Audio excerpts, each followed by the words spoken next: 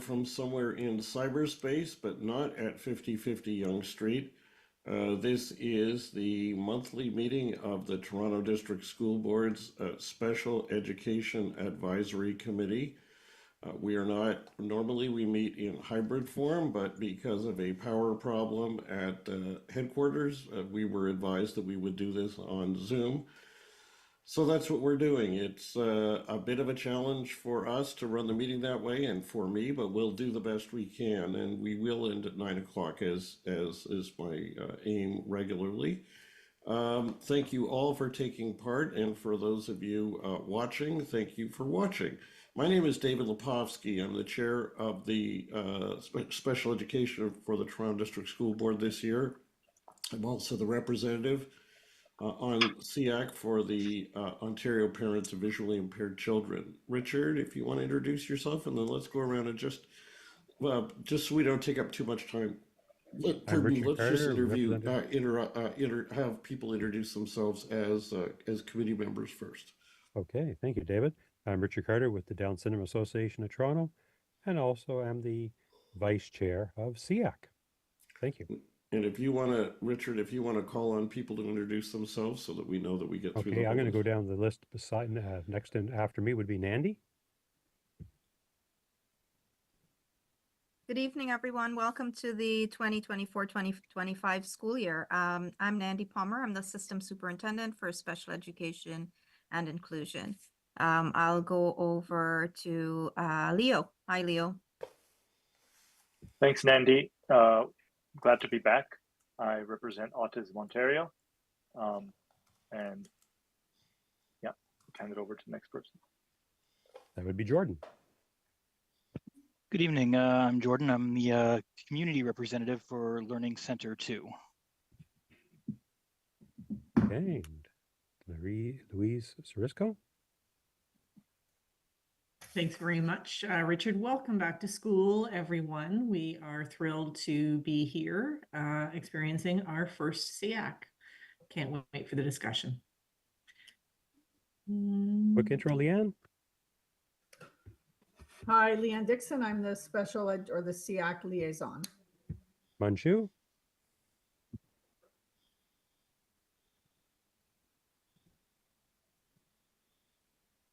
Hello, everyone. It's Manchu from for the text.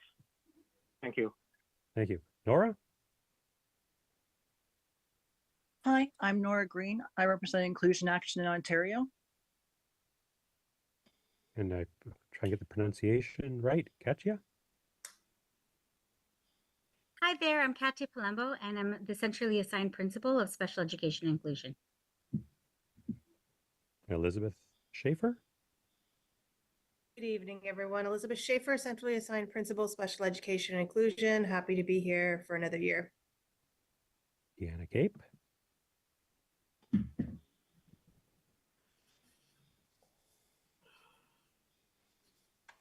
Deanna. Deanna is a centrally assigned principal in the department as well. Thank you. Okay, good. Bronwyn.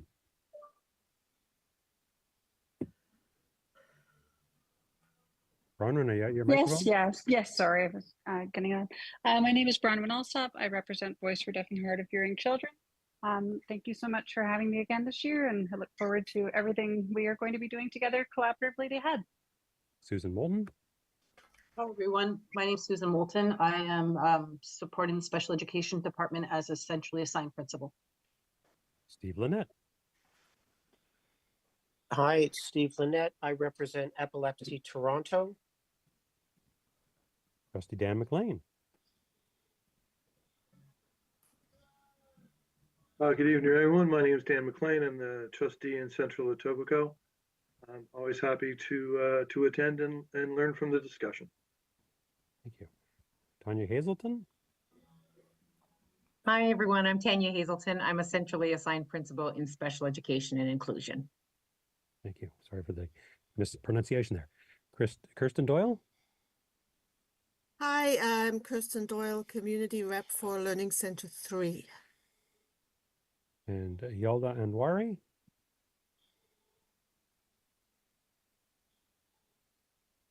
Yelda is staff in the Special Education and Inclusion Department, and she's going to be taking the minutes tonight. Thanks. Thank you. Allison Board. Good evening. My name's Allison Board. I'm centrally assigned principal, currently in LC2 for special education inclusion. Thank you. Thanks. Dana Chapman. Hi, I'm Dana Chapman. I'm the alternate rep for OPVIC. Tracy O'Regan. Hi there. I'm the representative of Community Living Toronto. Jean-Paul. Jean-Paul Nigana. Sorry. Hi everyone. I'm Jean-Paul Ngana, Community Rep for Learning Center 2. Diane Montgomery. Hello, I am Diane Montgomery. I am the alternate rep for Inclusion Action Ontario. Marissa Hutchinson.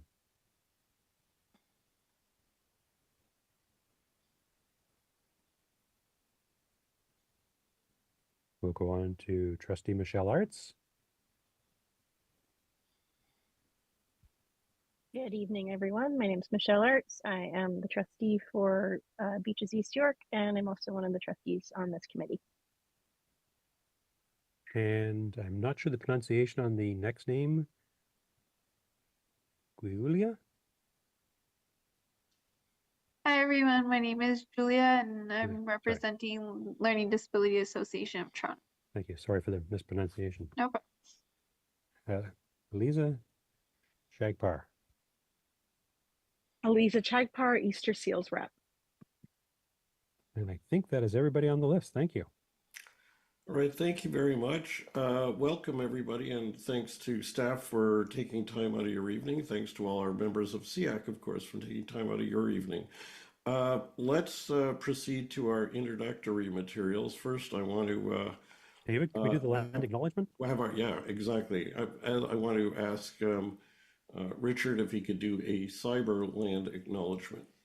Okay, for all that can stand, please do so. I'm just going to turn the video off as I stand up.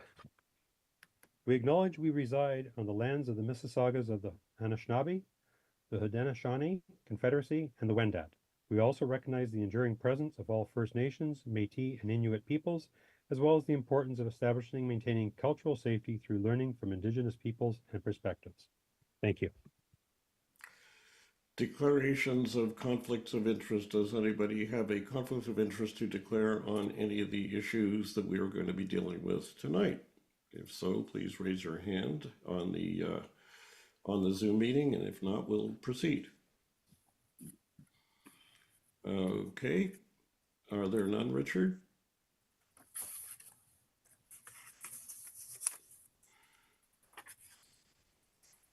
Richard, are there no conflicts of interest to be declared? Sorry, microphone was off. Seeing no hands up, I would say there is no conflicts of interest, David. Okay, good. Keep your mic open for the moment, if you don't mind, Richard. In fact, keep it open as we're going. All right, approval of the agenda. The agenda's been circulated. Are we good for approving the agenda? Could we have a motion from someone? Anyone? Motion to approve. I see Jean-Paul's hand up. Do you have a change, Jean-Paul, or are you making a motion to approve? No, it's just a a question, just trying to understand. Sure. Why approval for the minutes. We have two of them at the end of the meeting, end of the agenda. Just because we have a bunch of stuff we want to get through, and we thought it's easier if we get through everything substantively, and we'll do that at the end. Because I think that is we have.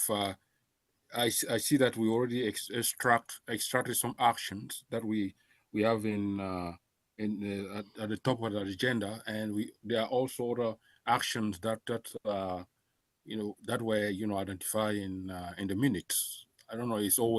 It's quick to approve it, knowing that any follow-up that we'll be doing, we already approved that.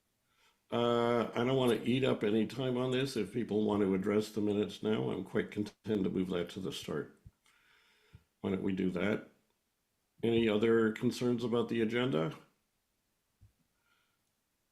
If not, can we proceed with a motion to approve the agenda? Motion to approve, Leo. I approve with the minutes at the top. Yep. Okay, yes. Second. Yep. All right. All in favor? Seeing none opposed, carried. All right. Let us go to the minutes. I'm going to ask for the assistance of Leanne if we need it. First, we need to approve the minutes for the May 2024 meeting. Has anybody got any? They've been circulated twice, once for the June meeting and once for this. I don't think we have any requests to amend. Is there any at the last minute that anybody needs? Nora's Sorry, David, hand there was one suggestion by Nora around this section. A statement is that the student trustees made, so I have added that and we'll redistribute it. It was a little statement around one of the things. Can you just read out what you added? Yeah, it was fine. It was accurate, but can you just read it out for the benefit of people to know what it is? Yes, it's just going to take me a moment. So Okay. do you want to go on to the next ones, and I just have to find that in my. All right, let me do revision. this in reverse order. June minutes. Are there any amendments that anybody's seeking to the June minutes? Not seeing any hands. Could we have a motion? If you can use your reaction just to put your hand up for people motioning and seconding, that would help me see the names. Nora for putting the motion forward and seconded by, do I have a seconder? Anybody seconding the June minutes for approval? I can second. Yeah. Thank you, Leo. Okay, all in favor? Seeing none opposed, carried. All right, back to the May minutes. Leanne, did you get a chance to find the passage? I'm just looking up the message from Nora. So I'm worried if I start closing things, I'll lose. Yeah. Let me just see if I can find it on my phone. Or Nora, do you have it and can read it? No, I'm looking for it. Hold on one moment. Okay, I have it here. Right. Go ahead.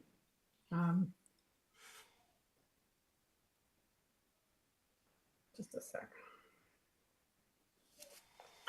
I have it if you don't. Okay, go ahead. Sorry. So from Nora, Yeah. I was looking at the May minutes and I would like it amended to include that student trustees did not think the Equity Collective addressed issues of ableism, and this was why they recommended a separate group or committee to address the needs of disabled students. It is important that the public is aware that ableism is not being addressed through the board's equity work. Nora. All right, so with So that the last, amendment, so just so I'm clear, the last is more an anecdotal comment on my part, but Yes. I did want it included that the student trustees did not feel that they discussed ableism as a group and felt that that there needed to be a separate group for disabled students. right, Leanne, is the first sentence in but not the Yes. second? Okay, Yes. that's fine. So the first I'll sentence. redistribute them. Yeah, but let's just see if we've got a motion. We had a seconder, I believe. So with that, is there anybody else wants any other changes to the June minutes? The May minutes, The May minutes. I don't think we have a motion forward, do we? Thought we did, but if we don't, we Thought can that might have have one been in clear. any event. Can we reconfirm who's motioning May minutes, sorry? Or somebody Reaction please hand? do it. We have a I motion. think for that was May. me. We have Nora and seconded by, Leo. I can second that. Yeah. thank you, Leo. All right. All in favor? Any opposed? Seeing none opposed, passed. All right, thank you. Now then, we really have, I want to make just a couple of opening remarks, and then we're going to have three substantive major areas to discuss tonight. Some of this is in my chair's report, which I trust has been posted online, but just in case not. Number one, we had invited the Director of Education, Colleen Russell Rollins, to come here, and we were going to allocate an hour to speak with her. I was notified last week that she's not able to attend because we heard earlier this year that she's going to retire, and I gather this is her last week. And while I understand that the last week is, of course, a busy time, I've expressed to staff, and I just want to share with the committee that I'm frustrated because the current director has not ever come to a SEAC meeting, at least during my time on this, since the current one, that is to say. The previous one came several times, either at our request or at his request. And I think it's really important for the chief executive officer of the board to have a strong connection with us. It's not the only way to serve students with special education needs, but it is very important given our role and given that they are really the key authority here. Now, I've been, staff have advised that they're going to endeavor, an interim director is going to be appointed shortly, and staff are going to undertake to have the interim director come and speak to us, and that's great and appreciated, but I still want to just note my concern, given that this was announced at earlier SEAC meetings. It was put in earlier chair reports by me and so on, so that it was something we discussed some time ago. Notwithstanding that, wishing her well in her retirement and all good things. I've announced in the chair's report, but just for the advantage of anybody watching, we were originally going to hold essentially a town hall at our October meeting. We're moving it to November to give us more time to plan for it. Our intention is to invite parents of students with special ed needs and students to come and speak to us. My hope is that we will, and Nora is going to be steering the coordination of this with me and with staff, but what we are hoping to do is to both afford an opportunity for people to come and speak to us in person, and also to have a Zoom option so that we will be, because if we have enough people coming, we may have more people who want to speak than time if we all listen to one, so we'll divide up, and we're going to figure out how to administer this so that we're sure that everybody gets a chance to be heard and a chance for us to all learn from them. The October meeting, which was originally scheduled for Monday, the 7th of October, is moved to Tuesday, the 8th of October. Please note that in your calendars, because we are so used to coming just at the first Monday of the month. And thanks to staff for making that adjustment. We have been invited by the Intercity Advisory Committee, another community advisory board committee of the Toronto District School Board, to for any members of SEAC that want to join their meeting. I believe they're all on Zoom on the 25th of September at 6 o'clock. They want to. We want. I've spoken to them once before, and we have a shared desire. There's a lot of overlap between what concerns them and what concerns us, and want to be able to work together. So feel free to attend, and if we get some time on the agenda, I'm happy to share it with whoever's there from SEAC. Just let us know in advance. Now, the last thing in terms of opening, it's not on the agenda now, but I've had a brief conversation with staff only about this, and I would like to make sure that this is something that we can do in a robust and really positive way. Last spring, we were told by staff that they are going to be conducting a major review of the special education program at TDSB. I think it's always good to take a deep breath and a long look. I want to be sure, as I said at an earlier meeting, that we get a full, robust opportunity to take part in that review throughout as partners. And I'm looking forward to hear from staff when they're ready to tell us how they would like to engage us in that, and to give you an opportunity to share your thoughts about how you'd like to be engaged as well. David, Now, I yes, see Jean-Paul's hand is up. yes. Yeah, thank you, Roger, too, Mr. Chair. Can you please let us know? I'm sorry if I miss it. Why is the reason of adjusting the October meeting first, and the second, the whole idea of the town hall, which is a great idea. In the past we used to, instead of having town hall, to go to all these settings and to do it as a community rep. Thank you. I think the idea of the town hall is a new innovation that we are trying out this year as a way to bring people to us, to talk to us directly. That's the answer to that. And the move of the other meeting, which I'm happy to talk to you more offline if you wish, is because it was at my request because it was scheduled for October 7th, which is a day of grieving and memorial for those who wish, as part of a larger and difficult things that are going on in our society, that are going on in our world. And so I had asked if we could move it to the 8th. Committee, the board said absolutely, and so they have done that. Thank you. Yes, Okay. I hear you. Sorry, I forgot Okay. about it. Understood. All right, so let's jump into our first issue. I'm trying to divide up time between the three big issues we've got, given that we have the time that was going to be allocated to the director, and that allows for a fuller discussion. So, number one, a quick introduction, and over, Nandy, to you. We have raised at this committee a concern that families of students with special education needs whose child is going to have an individual education plan should be offered or invited to, or invited to ask for a meeting when the plan is being developed, so the parents can come. They can bring any support people, any community experts and professionals they rely on, however they wish, to collaborate on the plan. There's a statutory, or at least a regulatory, obligation to consult the family. And the board is open to holding such meetings. Parents who know to ask can ask, and the board is receptive to such requests. But the problem that we've identified is that there will be lots of parents out there who simply won't know that they can ask, and why it would be good to hold a meeting to discuss with school staff what could be in the individual education plan. A lot of parents don't either know what the plan is, or don't know much about it, or don't, for any number of reasons.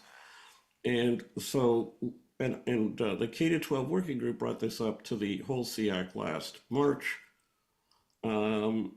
What we had identified is there is a standard letter that goes to all parents who, when the board is going to develop an individual education plan. And what we said was, the letter is not sufficiently helpful. It uses education jargon. For parents who may not really understand all that jargon, may not know about the duty to accommodate students with disabilities, and so on, may not know what an individual education plan is.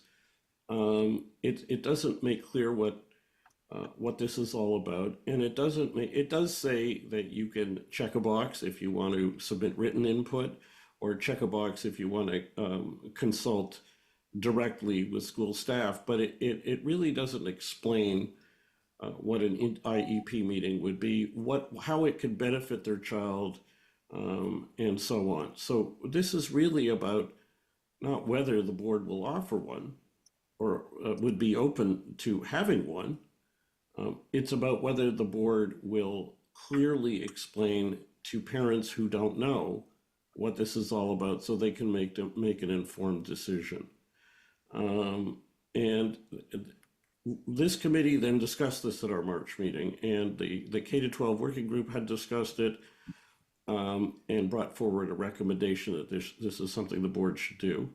And then as we went around the table, you as our SEAC representatives very much reinforced the need for it. You talked about parents who had come to your associations, or in your own experience, have trouble understanding this stuff, and that it wouldn't be clear to people who don't have the kind of concentrated knowledge that people like us on SEAC would have, coming from having learned a lot from staff and from our own experiences. So at that meeting, staff, and particularly Luis Risco and Nandy Palmer, thanked us for our feedback, and undertook to take it back and to see what they might do with all this feedback.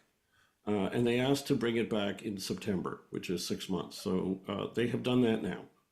And in the materials, you'll see that they have provided the old letter and a draft of a new letter. And I'm going to pass it to Nandy to give her feedback to us on our feedback. And then I want to open it to discussion around the table for you to give feedback on the revised letter, because this is a work in progress. And if we think it's insufficient or that it would benefit from greater information or greater content, that we have that opportunity to share that view now, and then the board staff can take our views and go back and consider it. So Nandy, over to you, and then I'm going to invite everybody to listen, to pull up that the original and the revised letter, and then be ready for us to invite you to give your feedback. I have my own views, but I propose to wait till later in the process before I have anything to say. Nandy? Thanks so much, David.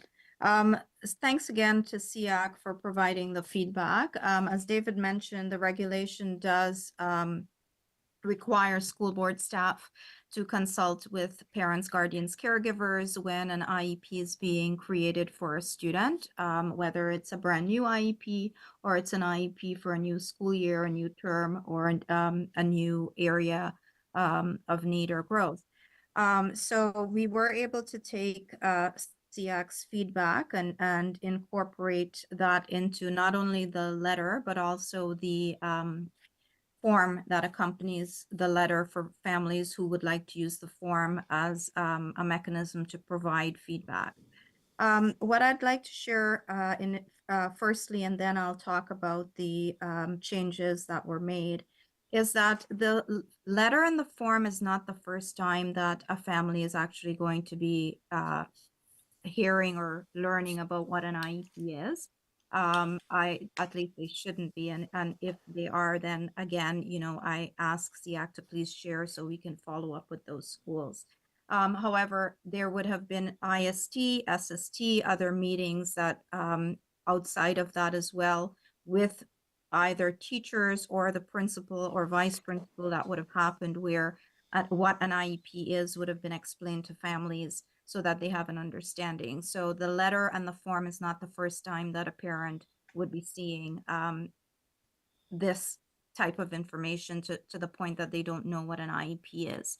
The other thing is we look at all the other supports that we have in place for families as well in order to understand what an IEP is. And number one is going to the school, of course, and the school principal, school-based staff, whether they are the special education teachers or the classroom teacher, again, would have conversations and be able to explain what an IEP is, how to participate, all of that.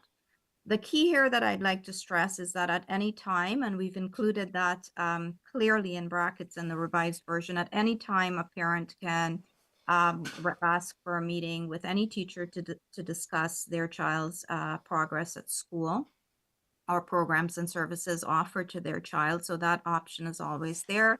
We also have a guide that was created brand new 2 years ago, a guide to IEPs for parents, guardians, caregivers, and it lays things out there and as well, steps and processes and how parents can be involved in all of that for families.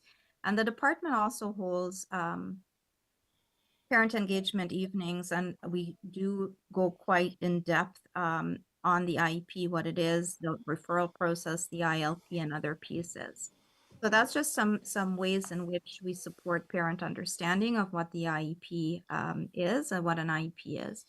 With regards to SEAC's feedback, again, we are cognizant of what other families are asking for who are not represented by SEAC, who may share other feedback, and we listen to that. So we have multiple families who work multiple jobs and they're not interested in having a meeting. The parent consultation form is a much easier way for them to communicate with the teacher. So we do listen to all of those pieces as well. And we try to consider multiple perspectives and multiple sources of feedback when we take recommendations under advisement and we decide where to go. So we did, if we could go through the forms together, and you'll see that we changed language to make it more explicit. First of all, around parents who want to have a meeting with family. We've also provided options very clearly in terms of if they'd like to bring a support worker or any other, an advocate, anyone else, any other partners that might be working with them to support their child. Translation, if they would like a translator or any other type of interpreter present as well. And we have really simplified the form. So the educational jargon that David was referring to earlier, you'll see that it has very much been simplified, and the feedback portion of it is now all on just one page with very few questions. And again, if parents would like to add anything outside of what's written there, they're absolutely, of course, welcome to do that. To take things a step further, we've also communicated to staff, so principal superintendents as well as school-based staff, that if the parent consultation form, or I should say when the parent consultation form and letter is sent home, if you do not hear back from a parent, whether you've received it back or even if you've received it back and it's blank, to please follow up with that parent about the parent consultation form. So if the school receives it back blank, please reach out and say, we received this form blank. Does that mean you have no comments? Can we go through? Or if they haven't heard back at all, please reach out to the family and actually record their input into the form so that we have that. Another step we've taken is on the bottom, you'll see that it says attached to IEP. So all schools have been directed to attach the parent consultation form, whether it was written by the parent or whether it was a meeting and the notes were recorded by a staff member, to attach that form to the IEP so that there's a record of it. And we know that it's an automatic step as it would be to develop an IEP. So those are some of the steps we've taken to incorporate not only SEAC's feedback, but feedback we hear from other families, and also to do what we need to do under the regulation, but more importantly, to do the right thing, which is to get parents who know their children very, very well and best, and to get their feedback into the IEP process. All right, thank you, Nandy. If people want to, I'm just going to make a couple of very quick comments, and if people want to put up their hands so that Richard can take a list of speakers, that would be great. Just a couple of really quick comments. I don't know if I'm hoping I've got the right form because I have been reviewing it, and I'm not altogether sure it is the right one, because the one I have doesn't even have the word meet in it, M-E-E-T. It also has a link to, this is the accessible version I was given, to the TDSB Guide for Individual Education Plans, but the link doesn't work. I couldn't actually get it and read it. But the other two quick things I want to say are these. Number one is that Nandy said that they've gotten feedback from other people who basically say, you know, they work multiple jobs, they can't come to meetings. So our position hasn't been, and certainly I've never suggested, you know, they have to come or they even have to ask for a meeting. The point is offering it so people can know that they have the option, with it clearly explained for people who don't understand or don't know. So whether there are people who might say no is not a reason for not explaining, doesn't derogate from those people, doesn't require them to come, doesn't put them at any disadvantage. Moreover, if it also said that they could meet virtually, it may be that people who are in multiple locations might benefit from doing it, even though they thought they couldn't. The second point that, or one of the other points that was made, is that there are other points in the process when parents should be told what an IEP is. And that is a description of what should be. Let's hope it works, but certainly from the feedback that this committee has heard over years, there is still a lot of confusion. So it's not a matter of saying, well, they try through other avenues, so there's no point in doing it here. There is value of adding a couple of paragraphs which is all we're talking about, so that in the event that people already know, there's no harm in it. And if there are people who didn't get that information or didn't understand that information, or it wasn't explained in a form that brought to light what the benefits are of asking to meet and collaborate, then it has the advantage of serving them. So it's not a matter of, well, we've done it so much, there's either harm or no need. So, but with that, I think it would be, I'd like to kick it over to the membership to give feedback on the changes and ask if you think if there are recommendations you'd make about things that could or should be added, or if you don't think it's needed. Richard?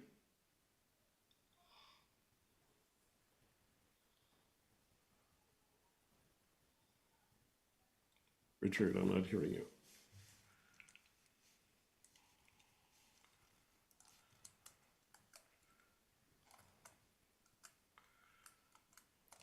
Hello? Sorry, I was on mute all of a sudden there again. Bronwyn, please go ahead. Yes, hello. Well, as I'm listening to this, just so you know, I had coffee with a friend in the neighborhood, and it's her second year having an IEP, and her child has apraxia and anxiety, and also selective mutism possibility as well, which is still vague. She is completely overwhelmed. Our principal is wonderful. The vice principal is wonderful. Everyone is doing the best that they can, but the TDSB at the top is not giving parents any accessible format to understand this. She is still lost. She doesn't know when her appointment will be. She calls it an appointment. She doesn't know what an IPRC is. Parents are still lost. So I'm sorry, you need to think of a better format than what I've heard, Mandy. I'm sorry, it does not work. It's not effective. You need to have a way that parents can go physically and talk to someone about it, go through and be reminded over and over. And I understand you say how someone can know their child best. It's not knowing your child, it's understanding on how to advocate for their child's disabilities, that they are still learning and processing it. It's not just easy. They need to go through this very slowly, consistently, and this process is not working effectively. So I appreciate the work you've done, but there's a lot of work ahead.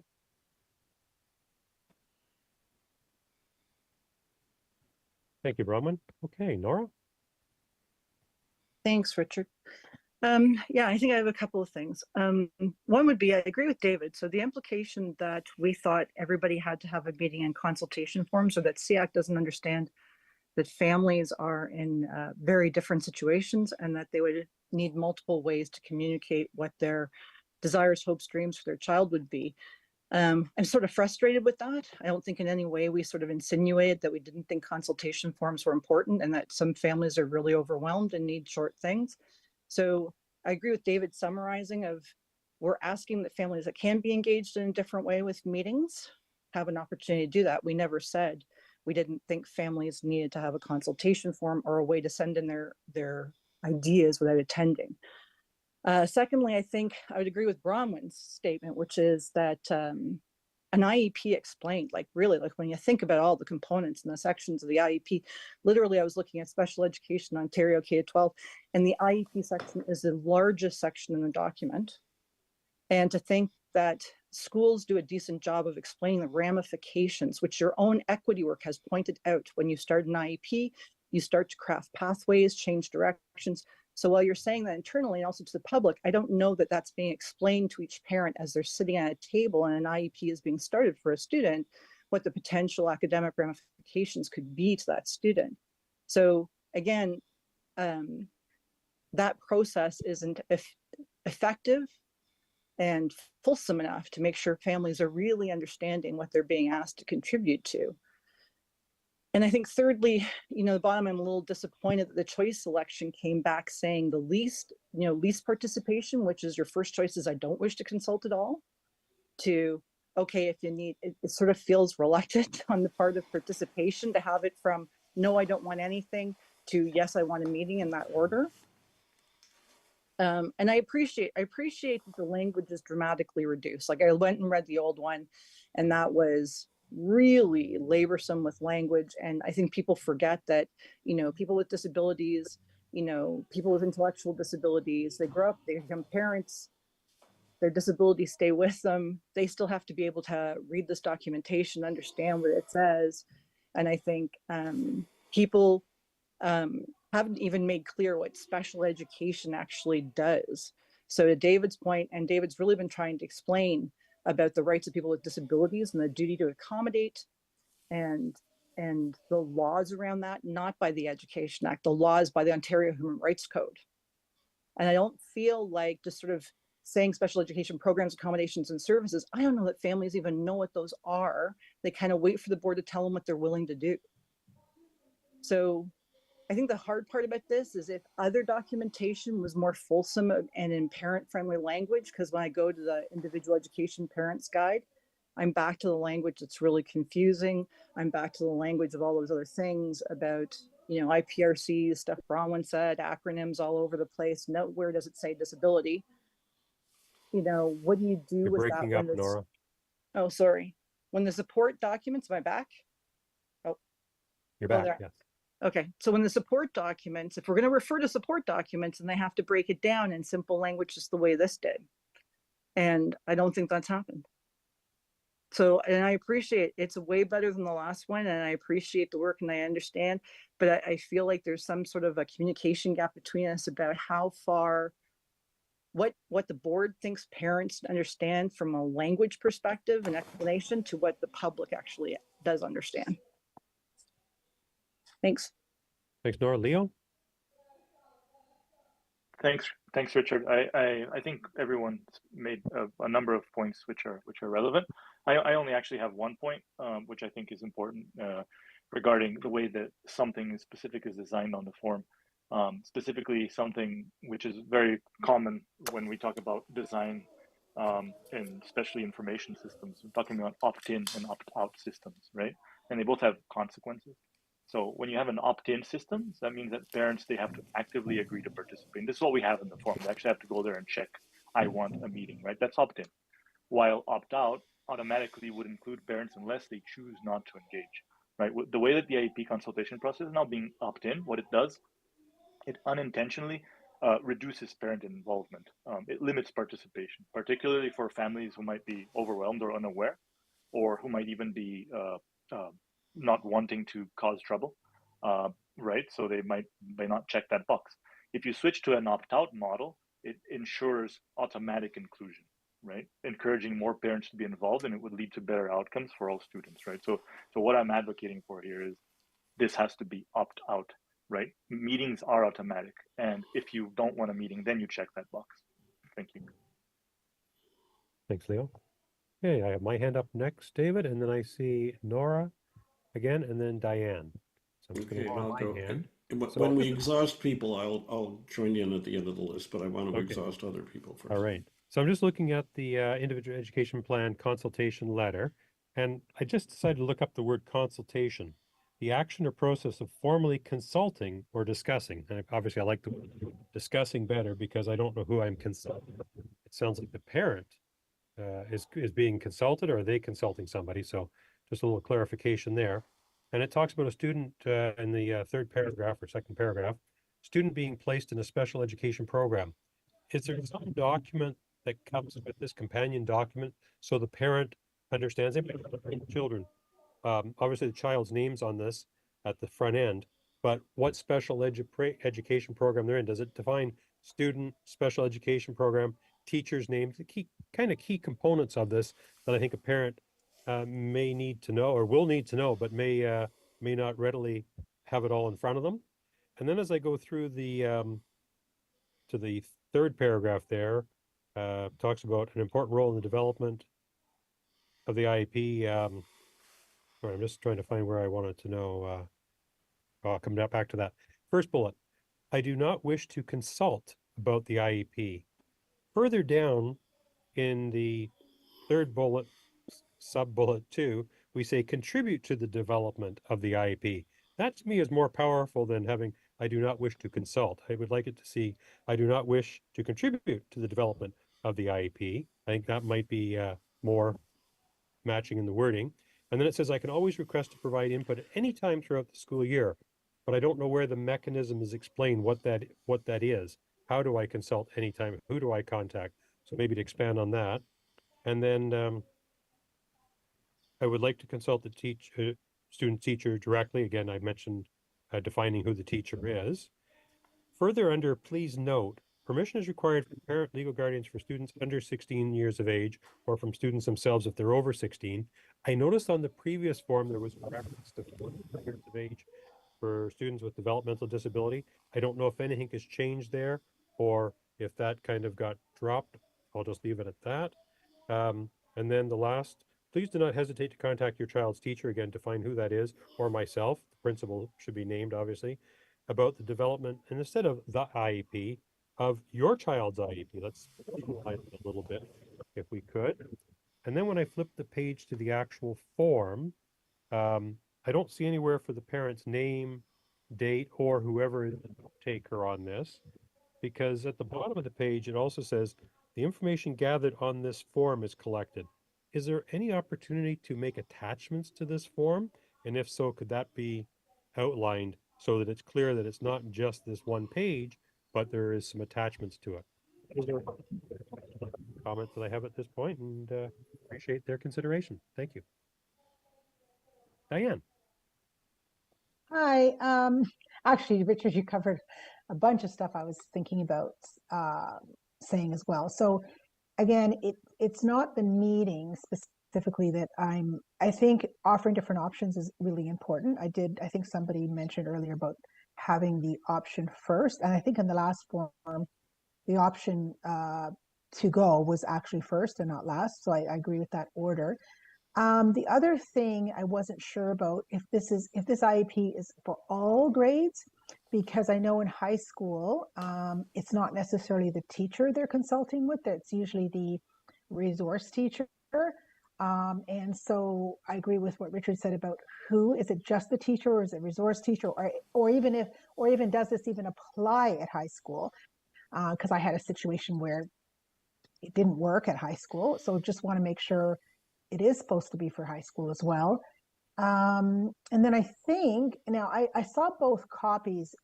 I haven't looked at one for several years, unless it's changed, but I thought at one point we had asked the parents about some of the things that may help their student. I know it talks about strengths and interests and so forth, but I thought there was something about contributing to maybe some of the accommodations or some of the strategies or so I like that whole thing that Richard said about development of the IEP and what may have worked in the past. I don't know if we can still ask that, but I think that was very helpful.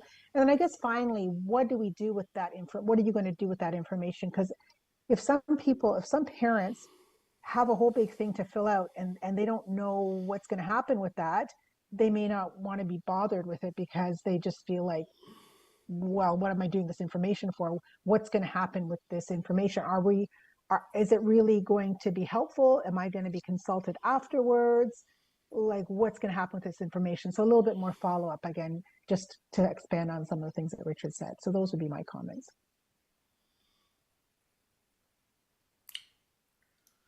Thank you, Diane. Over to you, David. Thank you. I want to thank everybody for what I believe are really thoughtful, constructive feedback, and let me try to live up to the standards you've achieved here. And I want to thank Nandy and the staff for having taken our feedback back and trying to take another cut at this. I think it really needs them to go back and take another cut. And let me offer you just some reflections to add on what others said. Number one, for a parent who doesn't already know the system, if they read this entire thing, I don't believe several things will be clear. Number one, it will not be clear that what we're talking about is what does the school need to do to address the child's disability or other special education needs so they're able to effectively learn at school. What more do they need other than the regular program as it is? Moreover, I'm not sure, I'd have to reread it, but I'm not sure it would be clear to parents that this applies to a student who's placed in a regular classroom as opposed to a special education class, which is what they might see the word special education program as being. Number three, there is something that I believe is essential, and I believe we've mentioned in other contexts. There needs to be some kind of statements to that honors what is in the multi-year strategic plan, which is that we want to collaborate with parents as partners. So we want to collaborate on what's in the individual education plan. We want to collaborate on what the board could do to assist your child. That's not giving the parents a guarantee or that they can dictate things or any of that stuff. But parents as partners connotes this idea of equal footing. Just saying we'll consult you falls far short of that. Moreover, unless I'm incorrect or I've misread this, it never actually says the word meet. It says, would you like to consult directly? Which is, I mean, I'm a lawyer. I'm used to parsing words and thinking careful words. Could that mean meeting? Might it mean meeting? Could it also mean an email? I mean, it's all sorts of things. It's totally ambiguous. And we need the whole underpinning of what we discussed in March is there's a lot of parents who, drawing on Bronwyn's words, are overwhelmed, don't know the system, and need to know what's being offered. Not what's being offered specifically for their child. That obviously comes up, but what the board is saying. We want to work up a plan for what the board needs to do to make sure your child can learn effectively and address their disability or other special education needs in that regard. And we'd like to work together with you, either if you want to fill out this form, or if you'd like to virtually or in person sit down and have a conversation and bring people along with you who know about it. And again, I remind everyone, the board, I'm not asking them to make a determination that they would be agreeable to meet. They do, if you ask. It's just a lot of people don't ask because they don't know they can. And this letter, unfortunately, as it is, doesn't inform them of that. And finally, and I'm not pointing to specific language, but where it talks about strengths and needs and stuff, in my mind, it's always helpful to ask those questions, but it's kind of dancing around rather than focusing directly on the question that we need to be talking about. And so I think it would be really helpful to take this back, assuming we're writing for a parent who either didn't get the information Nandy said could be given if they attended an IST or an SST or conversations with staff, or didn't understand it, or had language barriers, or there was something bad going on in their life and they didn't quite get it because they were focused on they were overwhelmed, and making sure as a common denominator that they all know. That's what this letter is for anyway.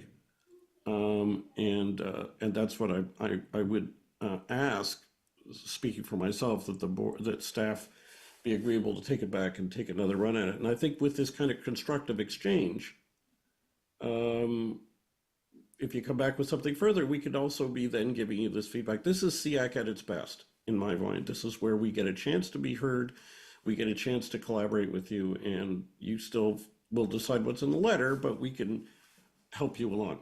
Anyway, those are my thoughts. Richard, let's just see if there's anybody else who wants to contribute. No, and then we can send it back to Nandy for some, not responding to the details of what we're all saying, but what next steps. No additional hands, David. So over to Nandy, please.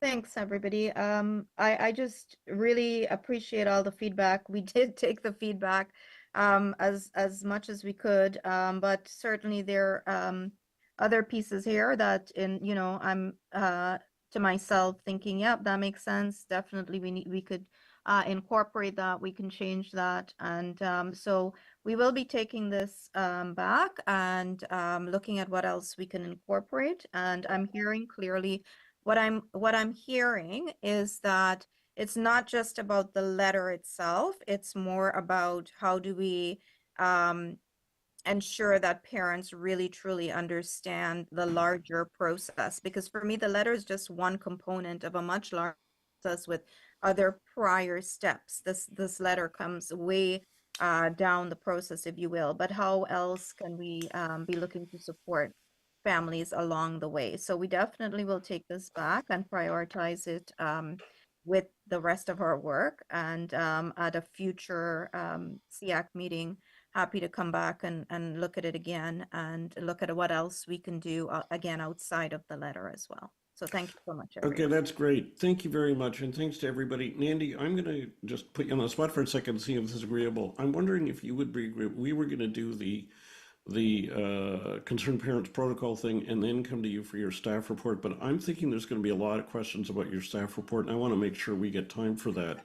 Do you mind if we do that now? And then I will take the remaining time for the other agenda item. Sure, that's fine with me. Let me just pull it up since we're online. Take your time to just organize your thoughts and where we are on the. Okay.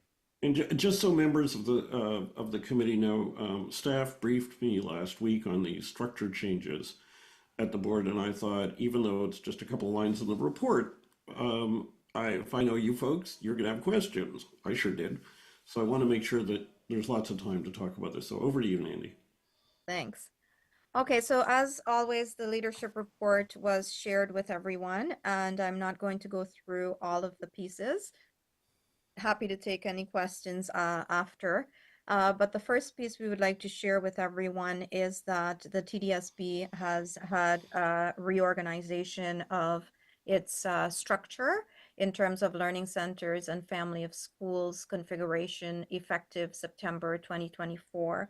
And the goal of this was to better support student achievement and the goals in the multi-year strategic plan, so that family of schools can be working closer with each other in order to change outcomes for students, to build capacity of school-based staff through professional learning, and so on. So instead of 4 learning centers, the TDSB is now organized into 2 learning centers with 22 families of schools.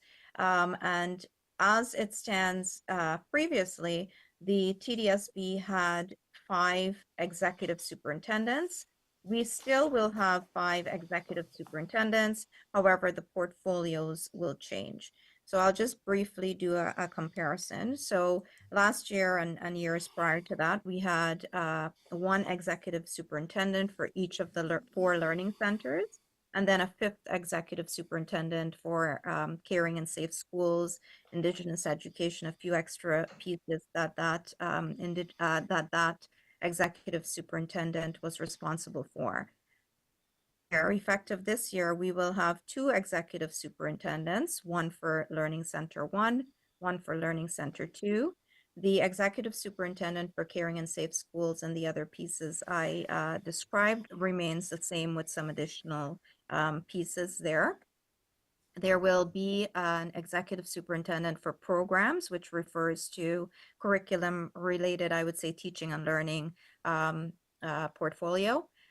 So I'm at 1, 2, 3, 4, and there will be a 5th executive superintendent position in special education and inclusion. And now many of you have sat on SEAC for a very long time, and you'll remember that there was a time when the special education and inclusion department had an executive superintendent.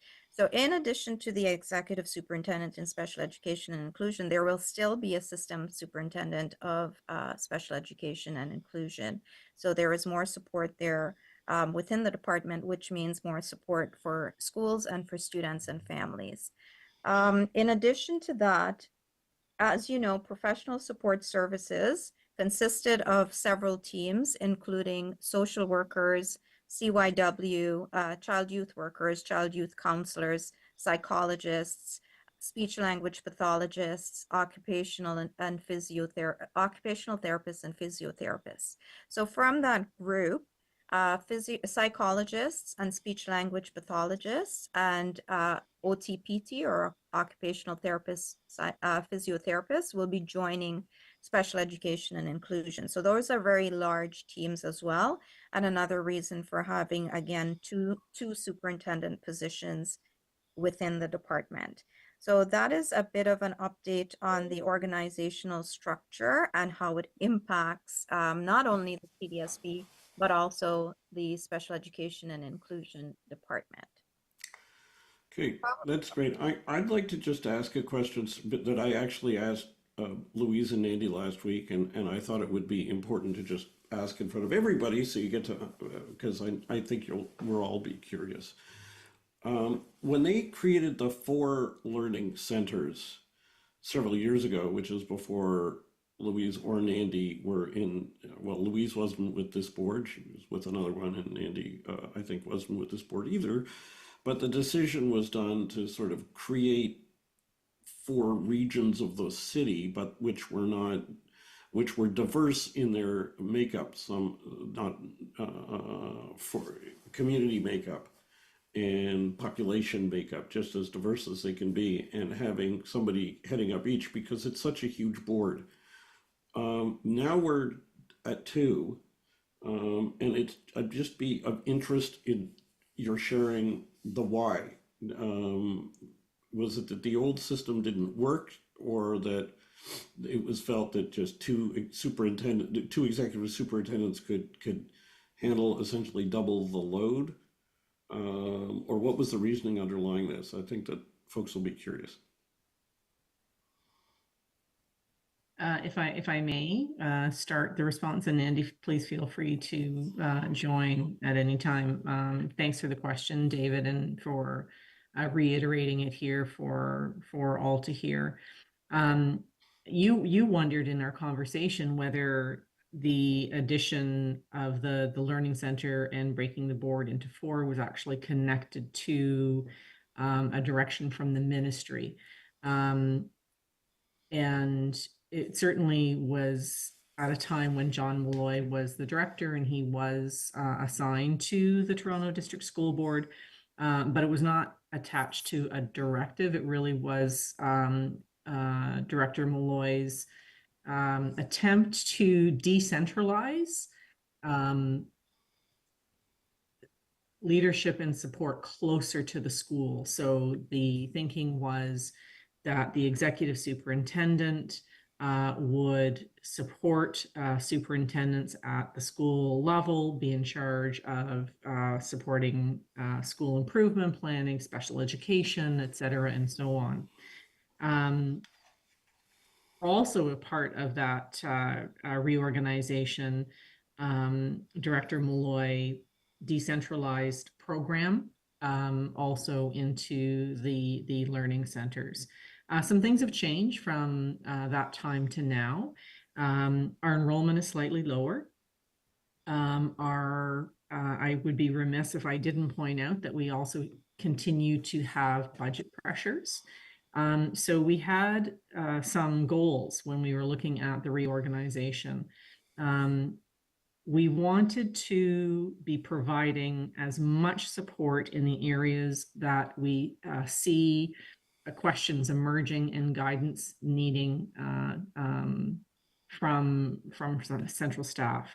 Special education was very clearly a need, as well as program and support for our superintendents. So that was a goal.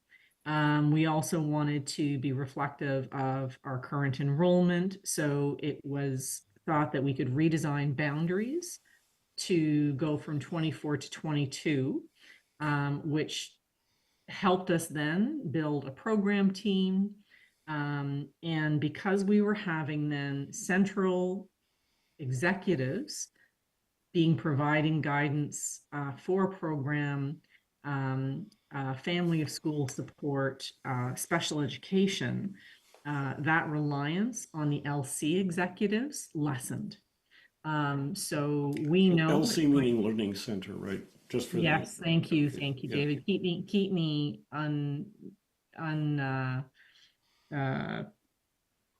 using acronyms. No acronyms allowed. So learning center. So we think that we've eliminated some of the pressure for our learning center executives and no longer then needing four individuals to be supporting the 22 areas, but instead we're going to try two, knowing that the new executives and the program team will be there. I think something that we're going to have to really be monitoring because our learning center executives provide a lot of support for superintendents for operational issues or resolving concerns from parents. So we're going to monitor that very carefully, and the special education team will be at the ready with our new executive as well as the system superintendent to be supporting any conflict resolution or question from parents that they may express in regards to their children and special education needs that they may have. So that's the thinking, David, and we'll keep you posted. All right. Sorry, David, may I add? Yeah. Absolutely, go ahead. And then Richard, Thank let's you. do a list. Go ahead, Didi. I just wanted to add to what Louise was saying in terms of the family of school structure, really getting elementary and secondary school, not only administrators, principals, vice principals, but also staff working closely together so that when students are transitioning from school to school, it really does allow for better support for transitions across panels as well. So that family of schools and the pathway, if you will, from elementary to secondary, from elementary to middle school, and middle school to secondary also. This model, it's the hope that this model will provide a bit more support to families that way as well. Thanks. Great. Richard? Okay, so at this point I see Nora's hand and then my hand, but if somebody wishes to put their hand up, I'll move myself back down the line. Go ahead, Nora. Thanks, and thank you for the detailed explanation. I guess one of my biggest concerns would be the fact that I just finished reading a Caring and Safe Schools report that said that 59.5% of students who face suspensions have special education needs. So my worry is when we have different executive superintendents is that they become sort of seen as experts in their domain and they don't cross-pollinate or support one another. And I know everybody promises that. It's just we've centralized, we've decentralized, we're back to centralizing. And to be quite frank, I haven't seen any other department other than special ed department take ownership of meeting the duty to accommodate our students. So I found it frustrating because I felt that report was a little light on how programming can be involved in provoking students with special education needs to respond. There was lots of talking about the mitigating factors about whether you should spend or not, but there wasn't a lot about looking at the programming that may have been contributing to suspension in the first place. And then with respect to programs, I've seen a lot of work where people have said this is universally designed and yet would be inaccessible to many of our students. So I think the problem is when people say they're going to do tier 1 instruction and they don't understand students that have what once was referred to as tier 3 needs, you can't universally design. So I guess I'm hoping that maybe this time, and I'm sure you're going to promise me that in this point, I'm just saying I've seen it both ways and I've yet to see those groups collaborate and everybody in the system take ownership for our students whose intersectional identities put them as the most vulnerable in the building, literally. And I guess my other question is going to be, when I see the PSSP stuff, the professional support services stuff, are moving to special education. I believe last year I had asked a question about who funds and who's paying for all that staff and how much that was special ed and how much that was not special ed. Is this now all paid for by special ed, or is it just that the reporting duties now go to special ed, but the costs are offset from other departments still? Thanks. If I could, and then Andy, I'll ask you to comment about the funding. I think that you were sharing our practice from the last time this was on the floor. Nora, I just want to say that what you articulated for professional learning is absolutely a shared priority. So please keep asking the question, and we'll be sure to talk about how we're trying to embed and professional learning goals, as well as a nurture collaboration between departments. And Chair, I just want to alert you that Trustee Arts has posted that she has a comment in the chat. Oh, sure. Richard? Okay, thank you, David. Did Trustee Arts want to go ahead first? Trustee Arts, are you available? Sure. And then I think Nora did ask me, or there was a question about the funding model. Yeah, where the budget comes from. And yeah, could Nandy or Louise just address where the money comes from for those staff before, and then we'll go on to Trustee Arts for your question? Sure. So Nora, in response to your question, so when the ministry gives the funding for special education, it includes all of PSS as well. So it was always included as part of special education funding. There was separate funding for mental health, for example, which went towards social workers, for example. And like I mentioned earlier, social workers, child youth counselors, and child and youth workers will remain with that separate department. And this staff is now coming over here. So it's the reporting structure that has changed in terms of these teams, I'll call them. And but the funding is from the overall special education bucket from the ministry. So Nandy, can I just say it so I get it? So Yes. social work is paid for by somebody else, and this specific group of people are what special ed pays for. No, so there are still some parts, and Okay. definitely when Craig comes, whenever, Okay. because you guys usually have him several times, we will have him go through again how it's broken up, broken down further. I just don't want to speak, he can definitely, he's the expert, explain a bit more, but the overall special education bucket from the ministry includes a variety of staff at different levels, different titles. And these that you see on the screen, in addition to the current special education staff, fall within that or in that bucket, as well as some of the PSS as well. But they're also, what I'm trying to say, the example I gave of mental health funds, for example, to show that we're also supported by different funds from the ministry, in addition to the special education. Yeah, I'm gonna need to see a slide from Craig probably to get the whole thing. Thanks. Thank you. But if I can just clarify, if I get it wrong, tell me. Essentially, this reorganization doesn't change who pays for what. It changes who reports to who. That's correct. Yeah. That's correct. Which actually leads well Michelle. into my question, David, if I may just throw this in there. Oh, sure. I would, and obviously being on the budget committee, I need to ask this question, and I don't expect we'll get an answer tonight, but at least if it can be put on the record for Craig Snyder, I would like to know, as all of SEAC would, I would think, the impact on the special education budget in terms of the changes to the learning centers and the professional support services, all the changes that have made.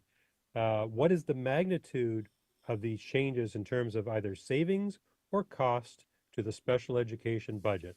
Is it a negative, positive? Do we gain money? Did we spend more money? And where did that money come from if we had to spend more? So I'll leave that as an open question for now, because I don't think it's fair to have anybody else answer it until Craig is here, unless somebody else wishes to do so. Thank you.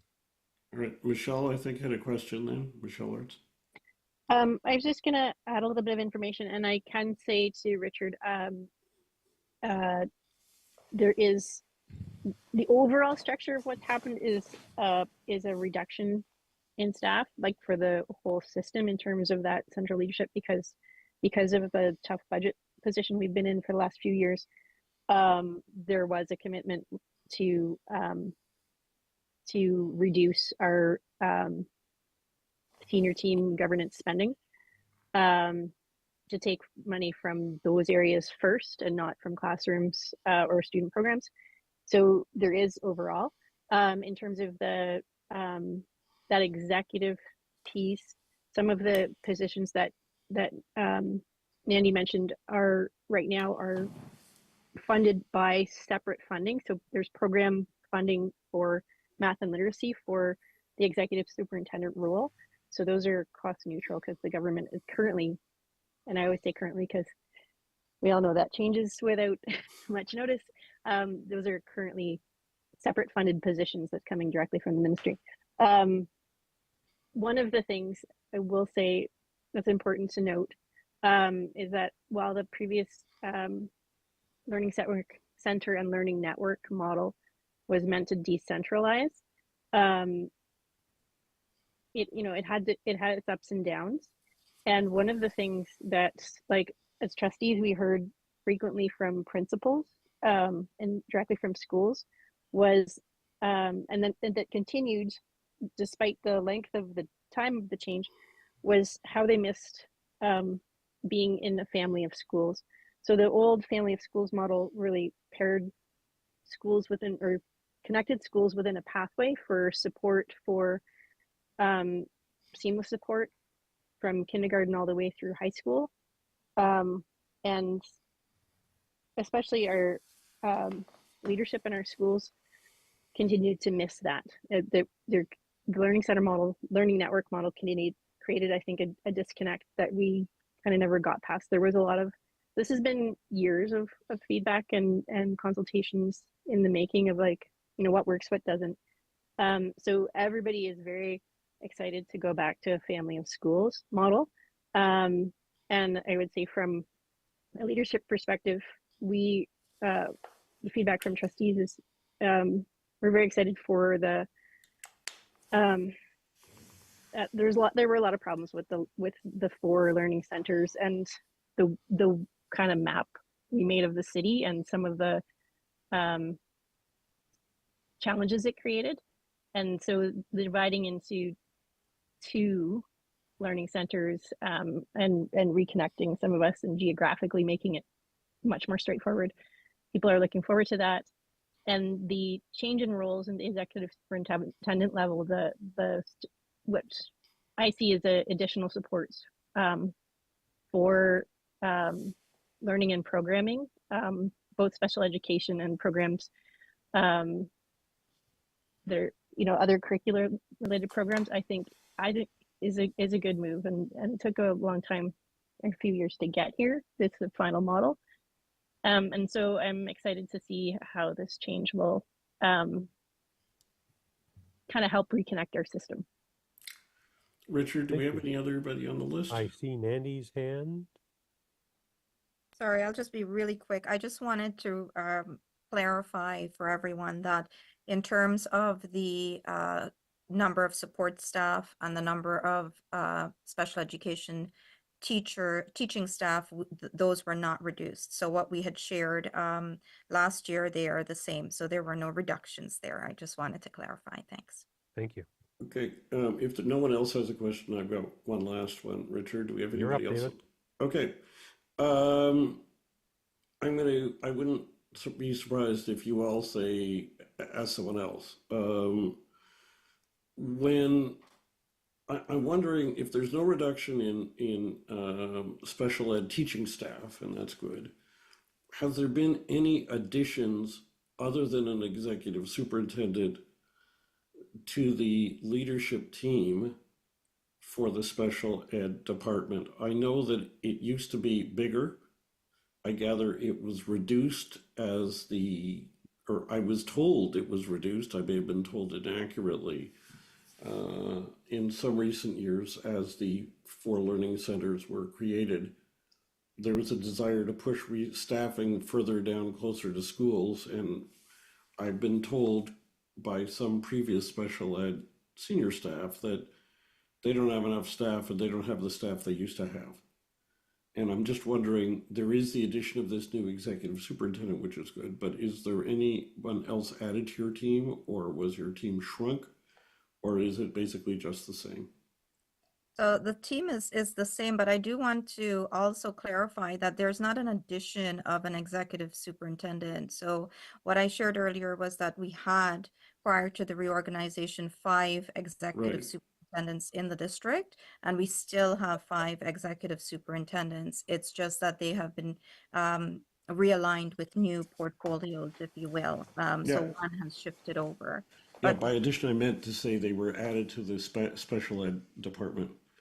Yeah, so no, Right. we have them transferred over to the special education department, but we don't Right. have any additional staff at this time, David, and I nor do got we you. have reductions. Thanks. All right. I see Nora's hand has just popped up. That would be Okay, the final one. Nora, go ahead. Sorry, And I'll then be this super will be the quick. last question if Yeah, we can. it's super quick. So will the associate director still be attending the meetings when the executive superintendent comes? Nora, how could I not attend? How Alrighty. how could I miss you? I would be and you're- heartbroken. Okay. Just checking. And she knows if she tried. I would be hunted down by y'all. All I'll be right, here. I'll excellent. be Thank here. you. All right, thank you, Nandy and Louise and Michelle for this. So Let David, us did you want me to continue with the leadership report? Oh, sure. Do you want to do the other part? That's fine. Oh, I thought you were just compressing it, but if you want to do the rest of I it, then just we'll did get the through that one. fast. I just did the one. Oh, I thought you were just topic. doing that one part. All No, right, and go you ahead. and you stopped me, but I'm happy to and just say if anyone has questions about the leadership report in general. I just do want to say that 2 years ago when I came into the role, David, we added a centrally assigned principal as well to provide more support to school-based principals. So we did have an addition that I just remembered. So I wanted Right. to let you know that. Okay, that's good. Thanks. I have a further question. If we're just saying, or is that it for the report, or is Nandy finishing it? Sorry.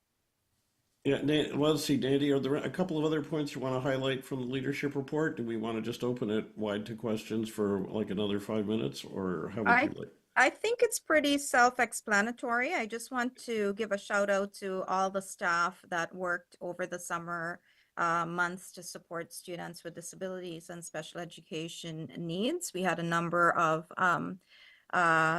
summer programs and summer school and summer transition programs that were offered. And I think that's the most important part, because we really do want to continue support for students and not leave too much of a gap. So most of the report is about those different programs that we offered, as well as some awareness days and months that are held in September. Okay, Nora. Thank you. My quick question was, as you're transferring over to Power Schools, and it says here that Power Schools is going to include ILPs, IEPs, safety plans, IPRs, et cetera.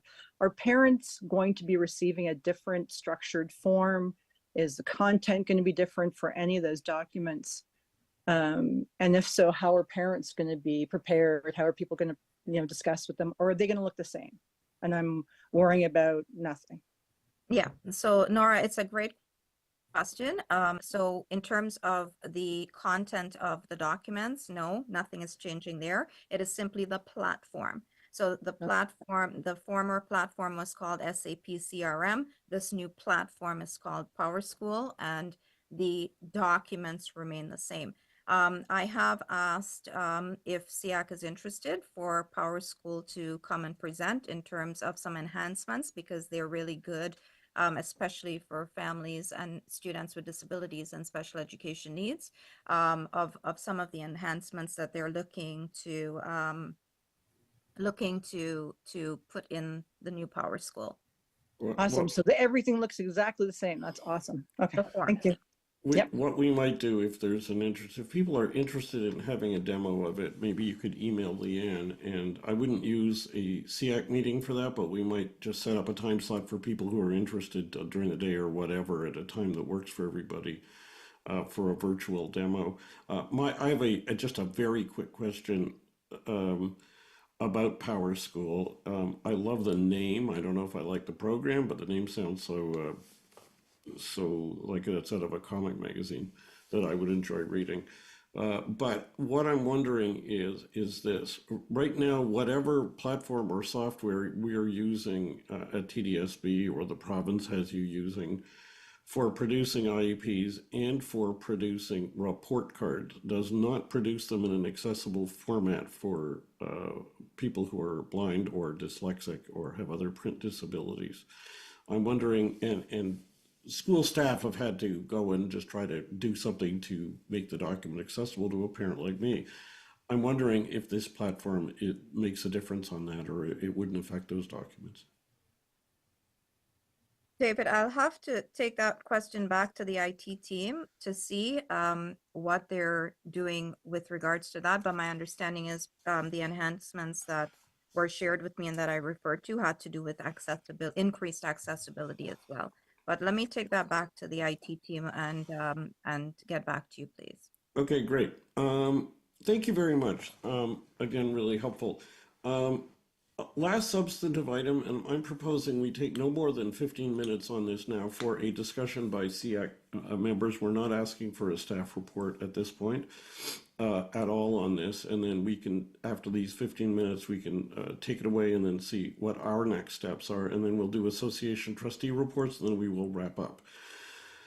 At our June meeting, we had asked for staff to make a report to us to educate us on what options are open at the board for a parent or guardian who believes either that the board agreed to do something for their child's special ed needs in the IEP or otherwise, but it's not actually being delivered, or who believe that their child needs something to be provided to their child to accommodate their special ed needs.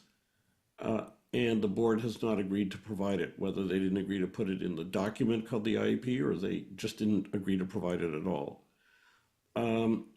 Where does the parent go and what recourse do they have within the board structure? Of course, if it's disability discrimination, they have the option of filing a human rights complaint with the Human Rights Tribunal. That's adversarial. It takes years. It costs a lot of money. And we're talking about what can be done within the board.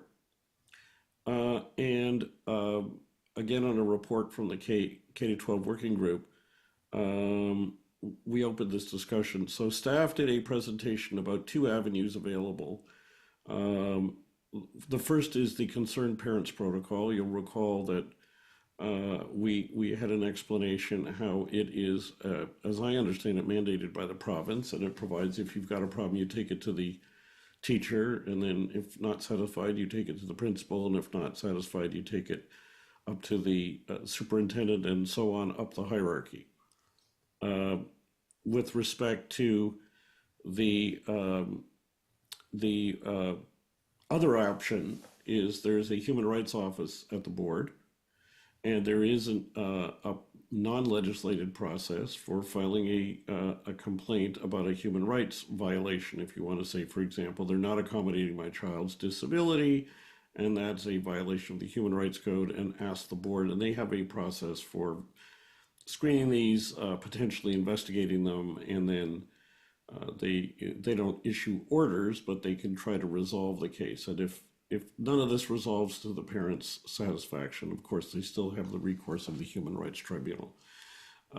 So that's a quick summary of what we had. And the question that I wanted to open for discussion is, from what you learned from staff, is that enough, or should we be asking for more? The view of the K-12 working group was that we need more, but this is, our last meeting was just to get information. Now it's a chance to discuss it. I'm going to offer just a couple of quick observations, and then I want to open it up for discussion. I don't propose that we're going to do any motions or whatever. It's 15 minutes for us to have a conversation, sort of see where we're at. I really want to just make 3 observations. The first is, as I've mentioned at this table before, I served for 4 years on the provincial government's appointed kindergarten to grade 12 Education Standards Development Committee. We were looking at system where reforms are needed in the school boards and in the Education Act and so on. And it was a shared view of both the disability sector reps and the education sector reps, were each 50% of the committee. There was a shared view that something new is needed.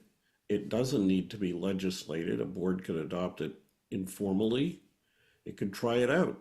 It could see what more it could do. And the view was that there should be a process that is fast, that is fair, that brings in someone from the board who was not part of the original decision over the child, who can essentially ask the parents and the educators, the school board educators, what happened, and then try to use what in the law biz we call alternative dispute resolution or mediation techniques to sort of see if they can find a way to solve it. And if it works, great. And if it doesn't work, then parents have all their rights and remedies, whatever, and so on. And the feeling about it was that whoever is doing this role should be independent. Three things: they should have expertise in this case in educating students with disabilities, and they should, I said independent, and finally they should have training and skills on mediation, on how to, you may have parents who are upset with the teachers, or the teachers are frustrated with the parents, but whatever, how to get people either in one room or in separate rooms and calm nerves, find out what needs to be done, and find as best they can a solution. If it works, great. If not, everybody always has the school board can still say, sorry, we don't think you were entitled to that, or we think we're giving you what we promised. It's not binding. And the other thing I said, I had two things. So that's what they said. The problem that I see with the Concerned Parents Protocol, especially with both of them, no timelines. There's no assurance that the people involved have either expertise in educating students with disabilities. Yeah, superintendents may have taken some courses in it, but it's not like they're specialists. In consulting with the special ed department, we were told they can, is one thing, but being the one trying to solve it, they should have that expertise. They aren't required to be trained in mediation or dispute resolution or essentially finding common ground. And I'm not faulting them. It's not what they were trained for. That's fair. This is something new. Now, and the final thing about them is it presupposes that the superintendent has authority to do certain things, and there's a whole bunch of things they can't do. They can't direct psychologists to do things, or social workers to do things, or blind, low vision, or deaf and hard of hearing itinerants to give more hours, or transportation providers to provide more transportation, or whatever. They have a limited authority, and having them as the place to go when they don't actually have the power to solve the problem doesn't solve the problem. So I think we'd benefit for trying something new that could be experimented with. It doesn't have to be a huge bureaucracy or something. Try it in a couple of schools, see if it works, and then if so, expand it. What are your thoughts? Let's go around the table. Richard, do you want to take a list? Yes, David, I was going to take a list. I was actually going to ask Leanne to do the list for the next 2 minutes while I step away, but I don't see any hands up yet. Leanne, are you able to do the list while I step away?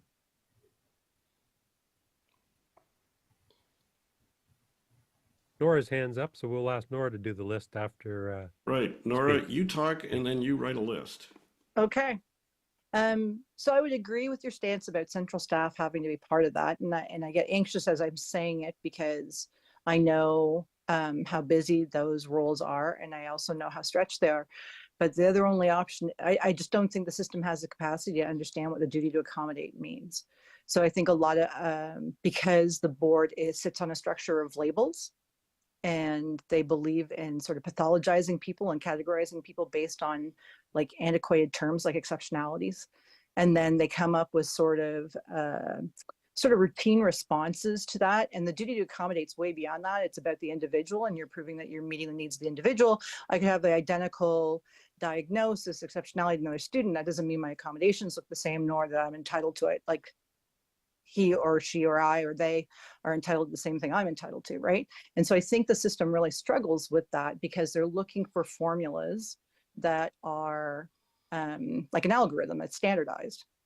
And so I do think it needs people that have experience and expertise in understanding that special education is the individualization of programming for students. And I just don't believe right now that staff with the turnover, possibly it's about the decentralization of, as Louise had said, moving supports to the schools. We've lost some expertise or specialization or high turnover of staff because I feel like we're, a lot of change over the last little bit. I mean, Andy's been a little more stable than we've had in the past, which is nice, but I definitely think we lost capacity. So I get anxious without having staff that actually have a better understanding of disability at those tables.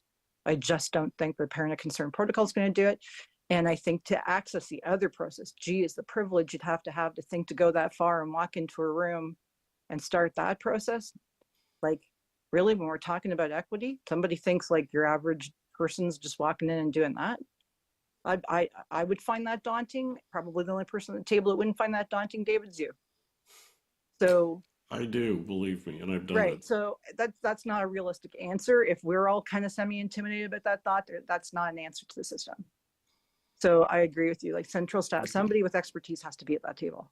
The other point I'll mention that a number of you mentioned at the June meeting when you were asking is the concerned parent protocol deals not just with this. It's not a specialty process for students with disabilities or other special ed needs. It's for all students, all parents' complaints about anything. My kid didn't get on the football team, or it could be a complaint about anything. And we need a dedicated process that specializes in these needs, in my view. Is Richard back?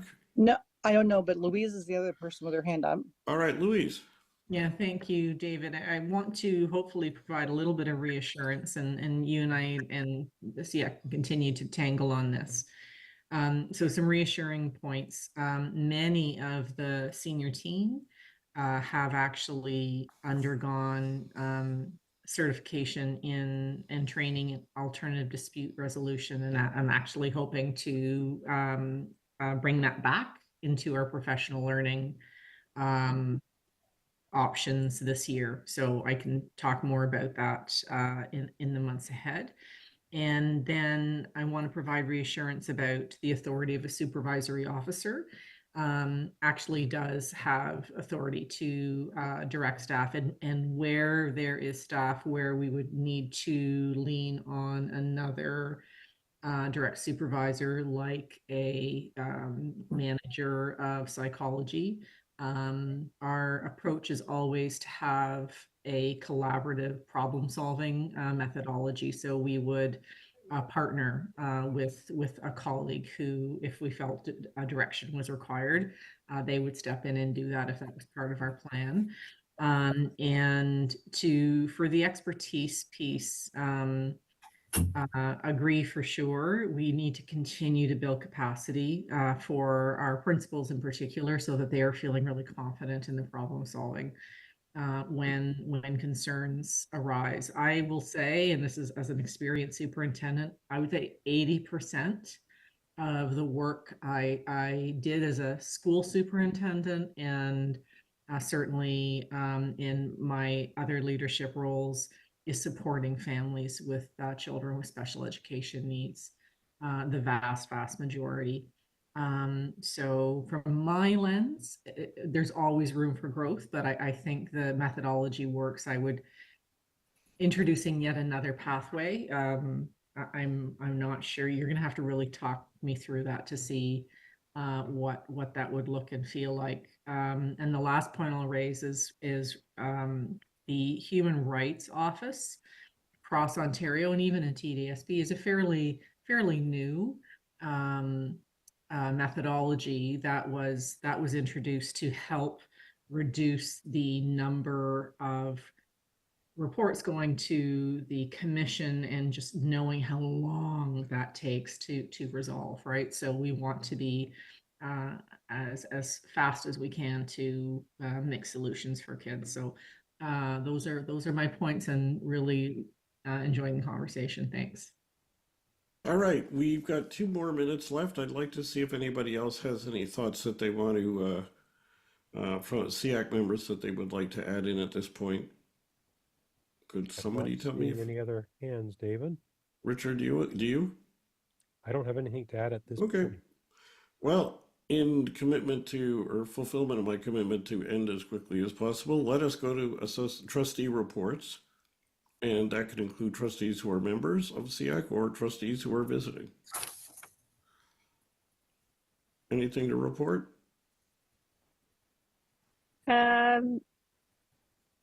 I don't actually have much to report. Just on a personal note, I put my name forward to join the table officers for our trustee provincial organization, and I got that role.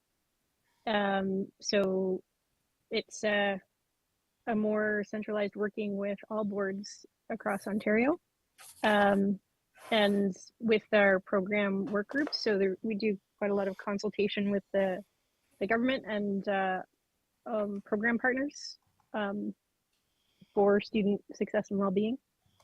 So I'm really looking forward to that. That's just getting started. And we have a GPC meeting coming up on Wednesday. DPC Oh, stands sorry. for? Governance and Policy. Okay. Governance and Policy meeting coming up on Wednesday. And the big one, I think, in terms of what I'm looking forward to for work is actually the special education review. All right. Thank you very much. Association reports. Anything, Richard, or nothing? Here. All right. We may be the Hey, record setting of David, moving. sorry, Yes. it's Nora. Can you just Oh. make one more plug for collaborating with ICAC? Oh yeah. Okay. One more plug. September 26th. 6 o'clock. Email Leanne if you would like to be part of it. I'll be there. Nora, are you going to be there? What was that Yeah, acronym, I am. Oh, It's the Intercity Advisory Committee. Yeah. And I think we had a presentation from Latoya. Remember when she came? So she's on that committee. And she was the one that presented the same time Betty L presented. And they were talking about that intersectional experience about, you know, when you have multiple identities that are facing oppression, what it's like.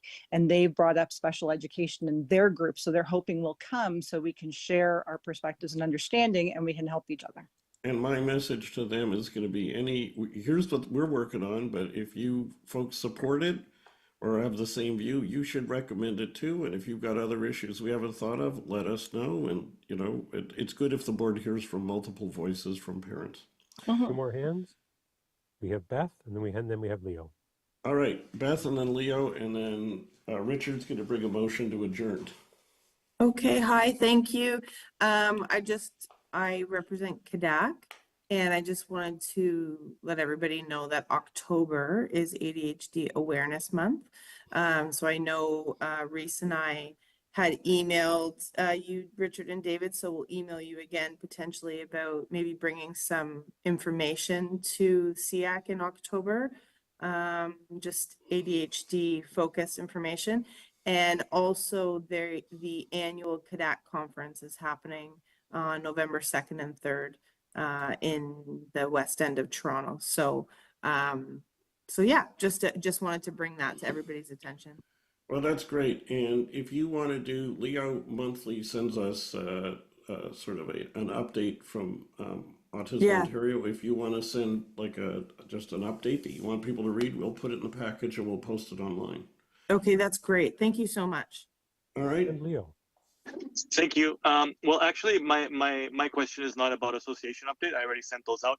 It's more specifically regarding the trustee report. Is that okay? Yep, go ahead. Yep, I have a couple questions.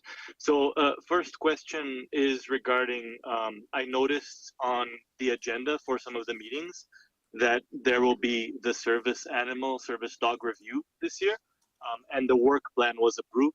So first question is if you have any idea or roadmap as to how that's going to be rolled out, and SEAC is going to be involved, I'm assuming.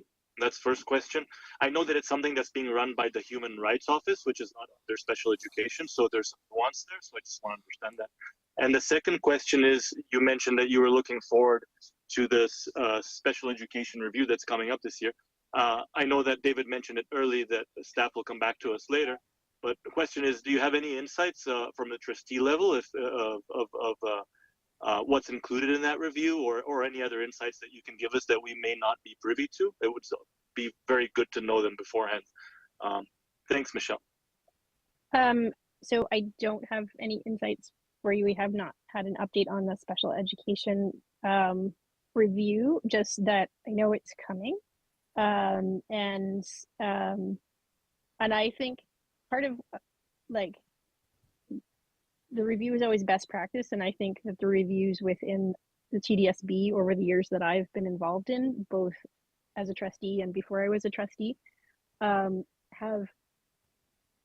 been very thorough, in depth. They've lent a really good understanding of the system, both the successes and challenges, and they've resulted in quite big shifts towards towards increasing how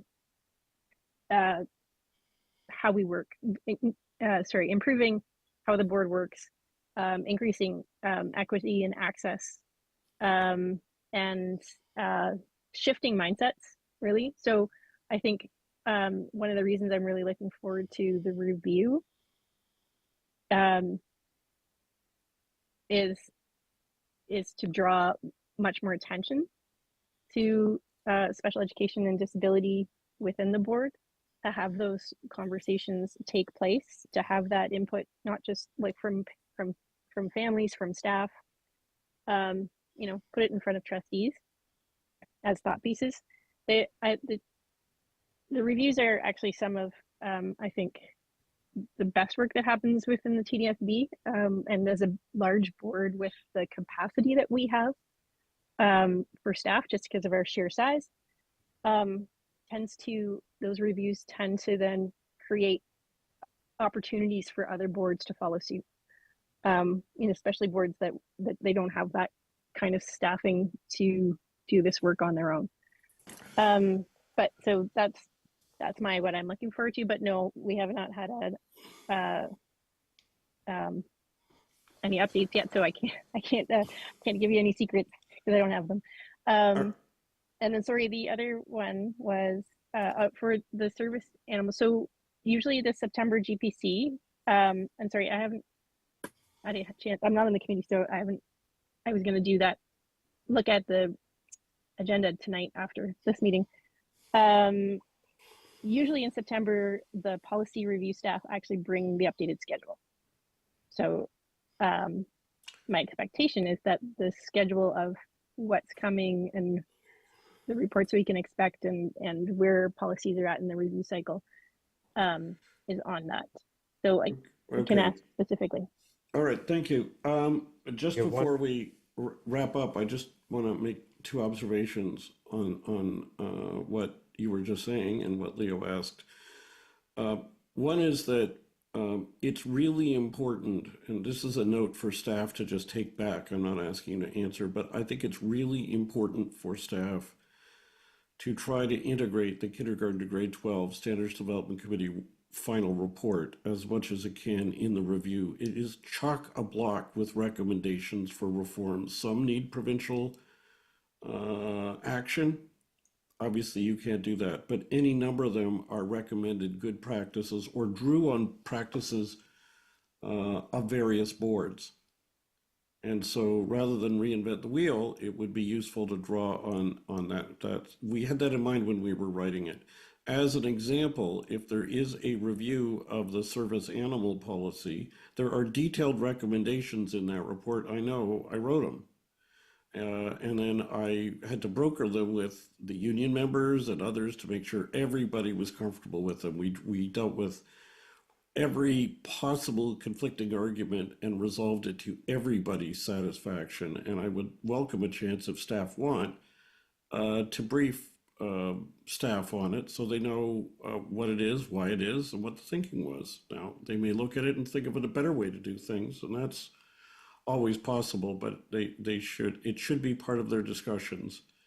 I mean, I know that when we were briefed on the strategic plan by the senior board executive, I can't remember their name, months ago, on the contents of the strategic plan as it related to students with disabilities. And I asked if the senior official at the board had looked at and taken into account the report. It was obvious they didn't even know it existed.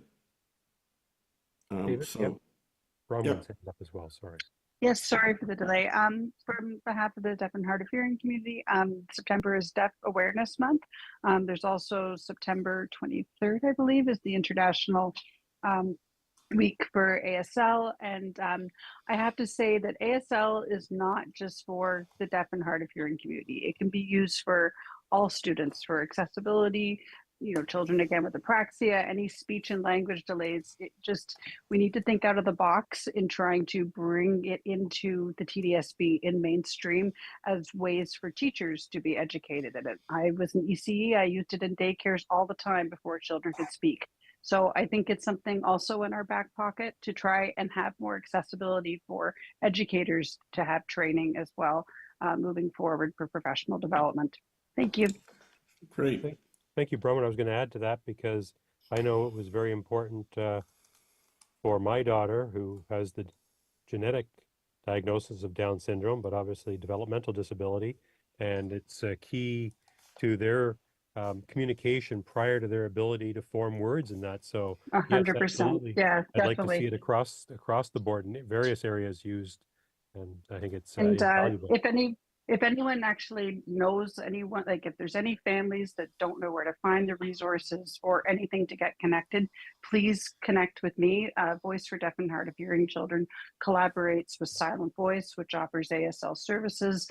We all collaborate together. We're a small, tight-knit community, and we want to help others, and it's hard to find things. So please reach out to us. Thank you. Very good, thank you. At this point, we're getting so close to 9 o'clock that I'm desperate to say, can we have a motion to adjourn so I could live up to my record of keeping us before 9 o'clock? I can make that motion to adjourn, David. I won't say all in favor. I'll just say anybody opposed? Anybody opposed, stay on the Zoom as long as you want. Everybody have a good None month. opposed? Motion carried. We'll see you next month. Thank you, everybody, staff Thank you. and volunteers. Thank you. Good night, everyone. Take Good night, care. everyone. Stay Bye. well.